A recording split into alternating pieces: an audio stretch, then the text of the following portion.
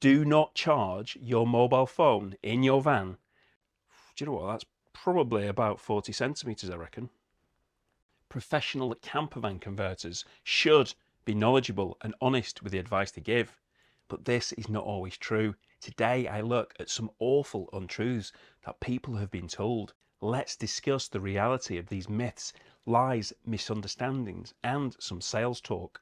Things like 2 leisure batteries are a waste of money, as is a solar panel. A long wheelbase van makes no difference, plus lots of other ridiculous comments. I was speaking to somebody at the NEC Caravan Camping and Motorhome show, just having a chat about some vans on show. They asked me what I liked, and we started to discuss the Project Yonder van. Did you see that? A Mercedes Sprinter based van designed for off-grid and off-road adventure. You can see that in one of the other videos I did. The guy said to me that he didn't think it'd work because it had multiple leisure batteries. Somewhat confused, I asked him why he thought that, and his response was that a converter had said to him that it wouldn't work because the van's battery would only half charge the 2 batteries.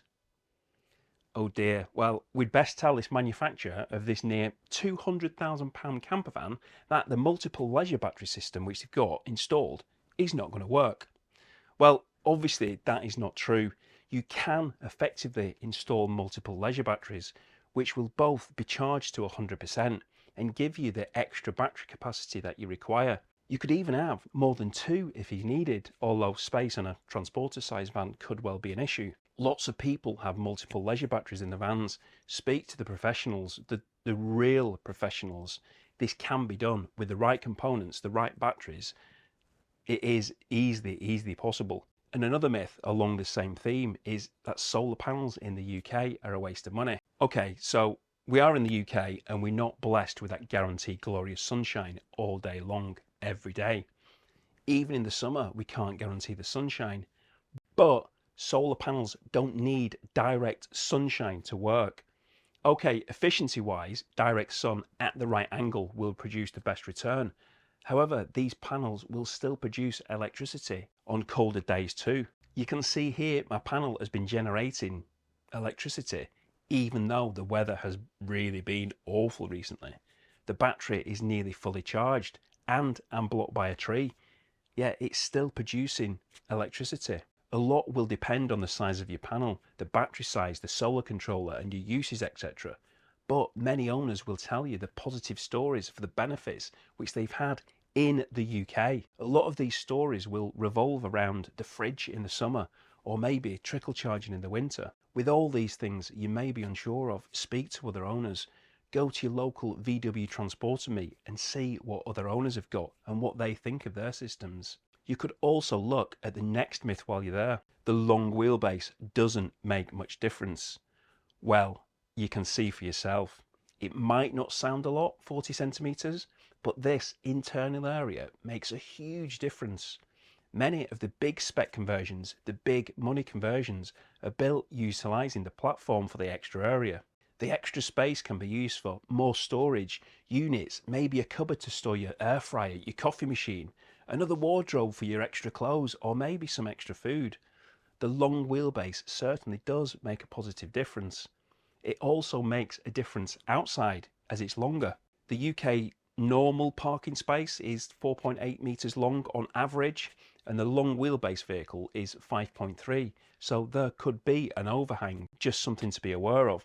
I know people who've got long wheelbase vehicles and they absolutely love them. They absolutely swear by them. They definitely say long wheelbase is better than short wheelbase.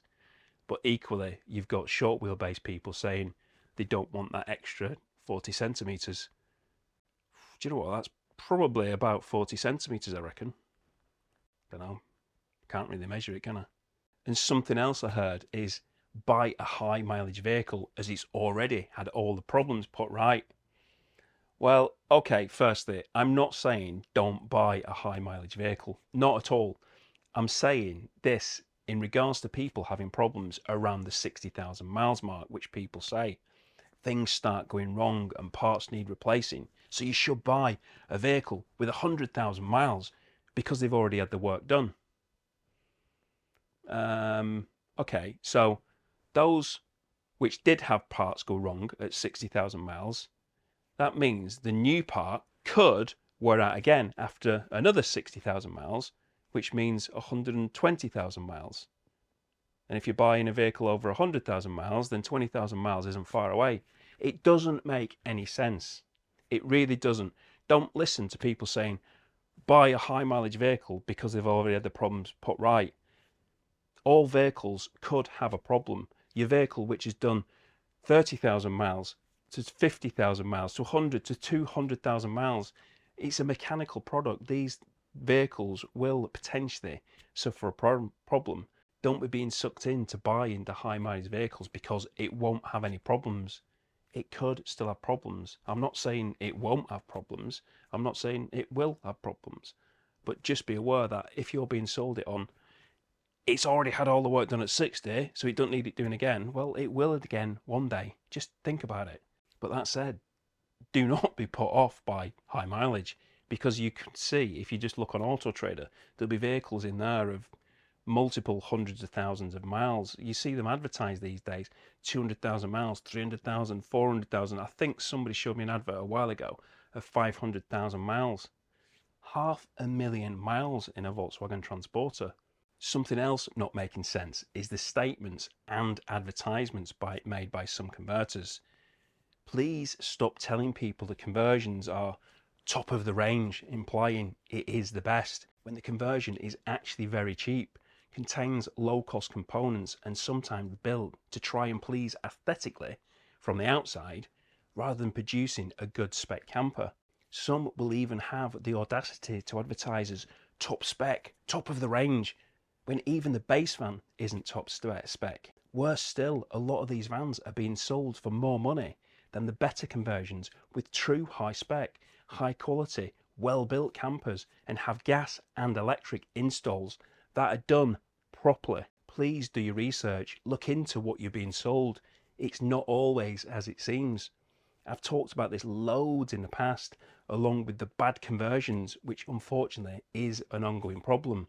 You know that I love my NCC approved conversions, but as I showed in my incredible Campervans video, some other converters can also produce some great vans too, really well built. Whilst at the show, I mentioned the increasing popularity of adventure type vehicles, which dispels the next myth.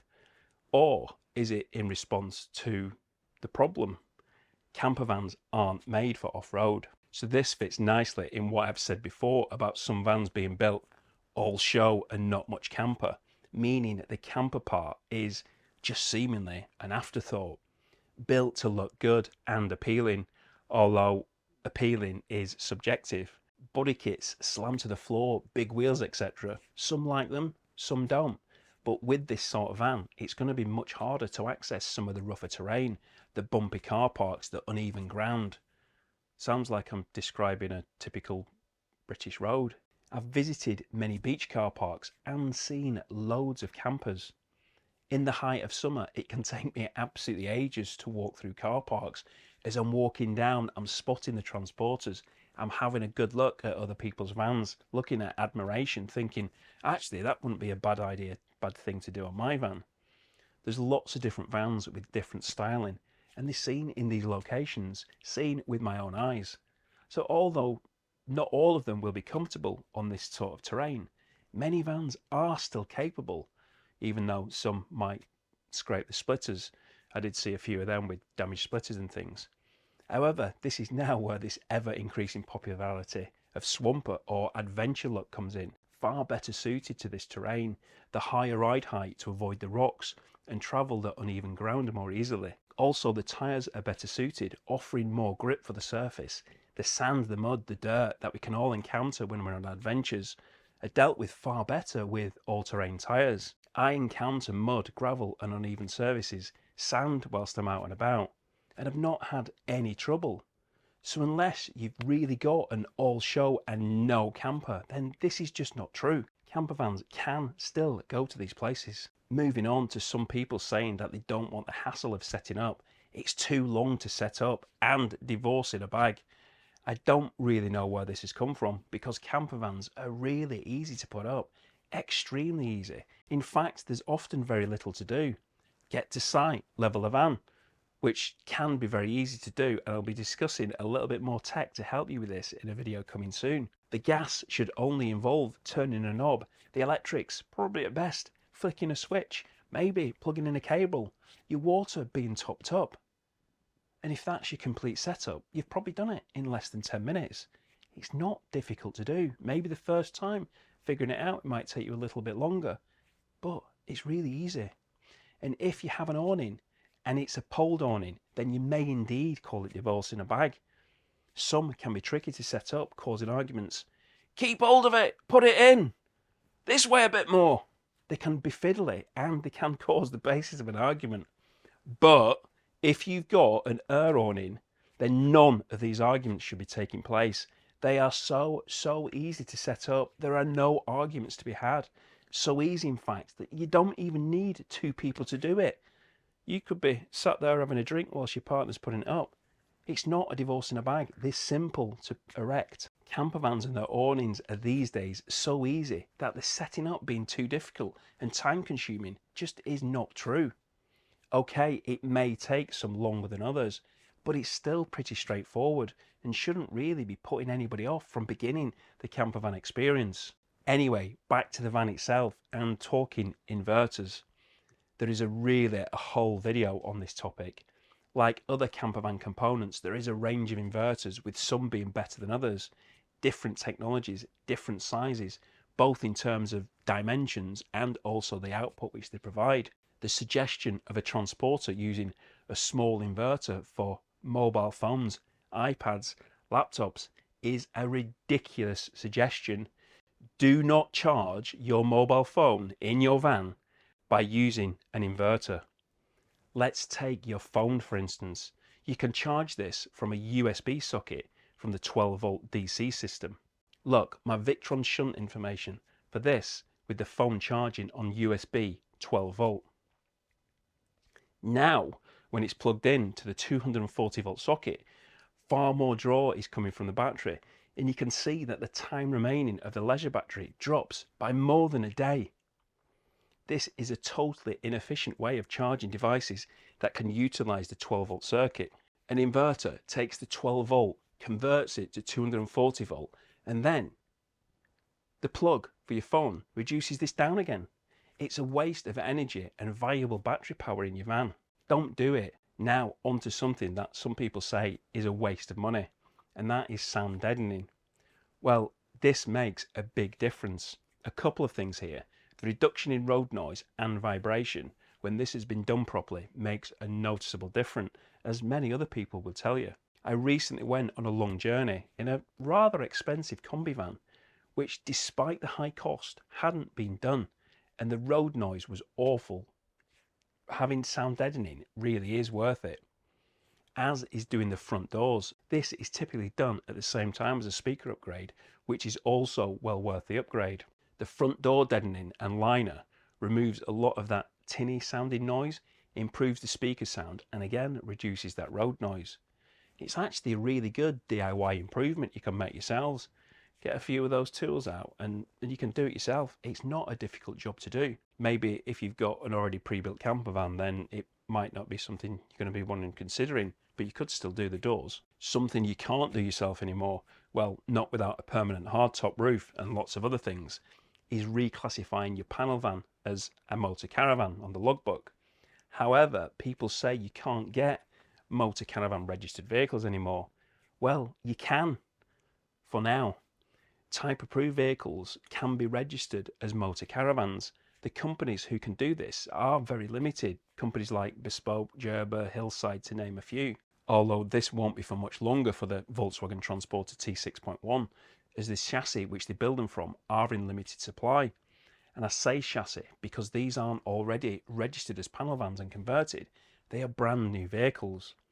With the last of the T6.1s coming off the production line and it's being replaced by the Ford-Volkswagen Alliance, it will be really interesting to see what this new era brings.